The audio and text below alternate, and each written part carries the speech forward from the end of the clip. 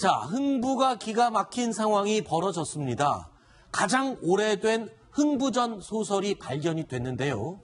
판소리계 소설 중에서도 가장 앞선 시기에 만들어진 것이라고 합니다. 이유종 기자, 예. 도대체 어떤 책이길래 흥부가 기가 막힌 상황이 벌어진 겁니까? 네, 흥부만보록이라는 책입니다. 네. 사실 흥부전은 구비문학이기 때문에 저자가 없습니다. 그래서 버전이 굉장히 많습니다. 버전만 해도 40여 종이 있는데 가장 오래된 버전을 찾아보면 지금까지는요 1853년도 판본을 쓴 거, 그 네. 본전을 쓴 것이 가장 오래된 것으로 알려져 있었습니다. 네. 그거를 토대로 해서 여러 가지 판소리의 그 버전도 있고요. 여러 가지가 있었는데 그게 다 1853년 이후의 것이었는데 이번에 발견된 게 1833년도 필사본입니다. 네. 그래서 기존보다는요 무려 3, 40년 정도 훨씬 더 일찍 쓰여진 판본으로 볼 수 있겠습니다. 자, 일찍 쓰여진, 그러니까 가장 오래된 책이다라는 게 중요한 게 아니라 그 내용이 다르다면서요. 그러니까 우리가 알고 있던 교과서에서 전래동화에서 봤던 흥부의 모습이 사실은 그 이전에 나온 흥부전에는 다르게 묘사가 돼 있다. 대표적인 몇 개를 설명을 해 주십시오. 네, 일단요 그 무대가 다릅니다. 네. 흥부만보록을 보면 평양 서촌이 무대입니다. 아, 그러니까 흥부가 경상도나 전라도나 충청 지역에 사는 사람으로 여태까지 전래동화에 묘사가 됐었는데 사실은 이번에 20년 더 먼저 쓰여진 흥부전에는 평양 출신이었군요. 예, 맞습니다. 평양에 있는 사람들의 얘기고요. 그 본적까지도 나옵니다. 본적이 어디입니까? 본적은 그 황해도 개풍군입니다. 네. 현재로 치면은 그 황해도 덕수 지역이다. 황해도 덕수 지역인데 현재로 치면 황해도 개풍 지역이라고 이렇게 자세하게 나올 정도가 되고요. 또 이런 얘기가 있습니다. 일단 그 전에는 흥부가 양반이었을까? 네. 혹은 중인이었을까? 평민이었을까? 이런 것들이 논란이 있었는데 예전 법은 이번에 밝혀진 버전을 보면 일반 평민으로 밝혀졌습니다. 평민으로 그러니까 규정이 돼 있군요, 아예. 네, 맞습니다. 평민으로 규정이 되어 있고요. 또 이런 것도 있습니다. 일단 흥보의 성씨가 무엇일까? 이것도 참 궁금했는데요. 네. 그전에는 연씨다. 제비가 가져다줘서 연씨다. 혹은 박을 깨서 박씨다. 이런 얘기들이 있었는데 이번에는 문헌에 이렇게 나와 있습니다. 장씨로 아주 정확하게 표현이 되어 있습니다. 네. 심지어 흥부의 아버지 이름도 나온다면서요? 네, 맞습니다. 흥부의 아버지 이름이 장천입니다. 이름이 네. 아주 명확하게 나와 있고요. 그 다음에 흥부가 덕수 장씨의 시조다 이런 얘기가 있습니다. 네. 좀 더 거슬러 올라가면 고려시대 때 위구르족 사람이 와서 덕수 장씨를 세웁니다. 그래서 약간 그런 내용들이 섞인 것이 아니냐 하는 얘기가 부과가 되면서 훨씬 더 신빙성이 부과되고 있습니다. 네. 자, 그런데 더 흥미로운 점은요. 우리가 알던 흥부의 원래 모습이 자, 평양 출신의 평민이었고 성이 연씨나 박씨가 아니라 장씨로 묘사가 되고 있다라는 내용 말고도요. 더 놀라운 사실이 있습니다. 바로 놀부의 모습입니다.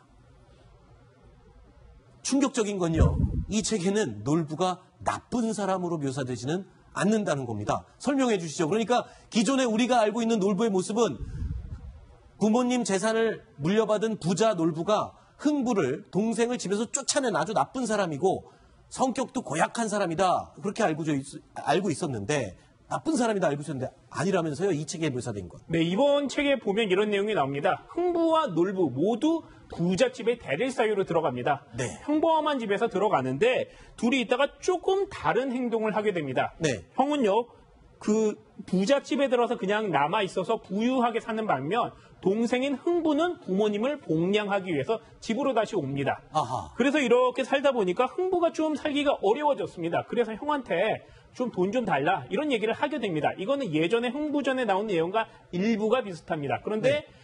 놀부가 여기서 이런 대답을 합니다. 내가 이게 번 것이 아니라 장인, 그대 처가댁에서 받은 재산이기 때문에 우리 부모에게 줄 수 없다라고 얘기를 하는 부분이 여기에 명확하게 나와 있습니다. 기존 부분하고는 조금 다른 부분이죠. 네. 이제 흥부전 하면 가장 기억에 남는 장면이 이렇게 밥을 얻으러 갔다가 그렇죠. 주걱으로. 형수님한테 이제 주걱으로 얻어맞는 건데 네. 흥부만보록에도 그런 내용은 담겨 있나요?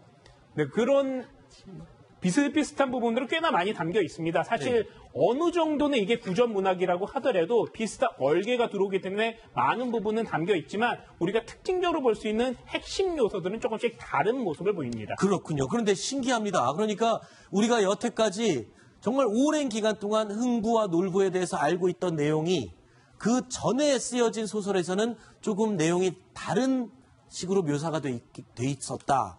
굉장히 좀 충격적이기도 하고 당황스러운데 그래서 저희가 전문가에게 물어봤습니다. 아니 왜 똑같은 흥부전의 내용이 이렇게 다릅니까? 라는 질문에 전문가는 이렇게 답했습니다. 들어보시죠.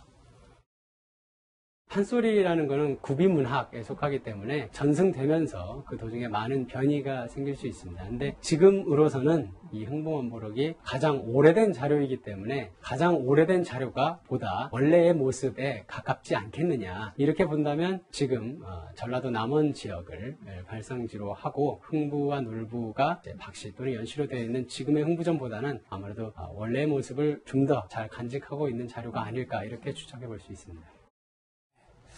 자, 그런데 이런 이해가 되기는 합니다만 판소리계에도 이 자료가 혼란을 줄 수가 있다. 이런 얘기가 있는데 어떤 부분입니까, 그것도? 네, 판소리 하면 우리 남도에서 많이 발전을 했습니다. 그래서 네. 남도에 있는 것으로 생각이 되고 남도에서 처음부터 만들어진 게 아니냐 이런 생각을 하실 수 있게 되겠는데요. 네. 그런데 이번 것에 따라 보면 처음에는 서도지방, 그러니까 평안도나 황해도에서 이게 거쳐서 남도지방으로 내려온 것이 아니냐라는 주장을 할 수 있게 됩니다. 실제로 변광세가의 경우에는요, 황해도에서 일단 태동을 합니다. 그러다 남쪽으로 내려와서 여러 버전들이 생깁니다. 그래서 이번에 흥부가가 판소리의 기원, 판소리의 출발점 이런 것들을 어느 정도 흔드는 건 아니냐 이런 얘기가 나오고 있고요. 이번 얘기는 다 정리가 된 것이 이달 말에 발간되는 한국 문학 관련 그 학술지에 실리게 됩니다. 네, 알겠습니다. 그런데 이제 이 그 역사 교과서 국정화 논쟁에서도 있었듯이 네. 이 과거에 있었던 일의 이제 기준을 어떻게 보느냐, 똑같은 네. 사건을 어떻게 해석하느냐에 대해서는 이 해석의 여지가 굉장히 크거든요. 그렇죠, 그렇죠. 그러니까 지금처럼 뭐 SNS를 통해서 동일한 정보가 고루 퍼지는 것이 아니라 말 그대로 구전 문학이었기 때문에 받아들은 사람, 네. 들은 사람의 어떤 주관 또는 네. 전해준 사람의 어떤 얘기에 따라서 네. 기록이 좀 달라질 수 있기 때문에 어떤 것이 맞고 어떤 것이 틀리다. 그렇죠. 이렇게 보기보다는 네. 과거에는 1850년대 이후 기록만 남아 있었는데 그 이전에 기록됐던 새로운 문헌이 발견됐다. 네. 이렇게 이해하시는 게 좋지 않을까 하는 생각이 듭니다. 네. 어쨌든 저희는 충격스러운 거는 흥부가 평양 사람이었다와 연시나 박씨가 아니고 장씨였다. 그리고 놀부가 그렇게 못된 사람은 아니었다. 이 부분에 굉장히 상당스러운 혼란을 느끼는 건 맞는 것 같습니다. 저만 그런가요?